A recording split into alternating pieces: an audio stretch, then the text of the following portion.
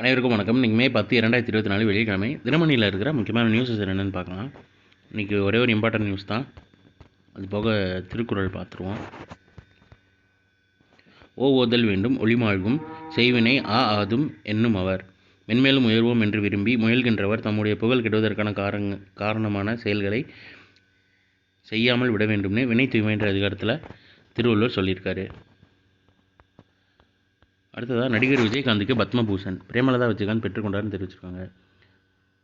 பழம்பெரும் நடிகை வைஜெயந்தி மாலா, தெலுங்கு நடிகர் சிரஞ்சீவி, மறைந்த நடிகரும் தேமுதிக தலைவருமான விஜயகாந்த், உச்சநீதிமன்ற முதல் பெண் நீதிபதி பத்மா பிவி உள்ளிட்டோருக்கு பத்ம விருதுகளை வழங்கிய குடியரசுத் தலைவர் திரௌபதி முர்மு வியாழக்கிழமை கௌரவித்தார்னு தெரிவிச்சிருக்காங்க.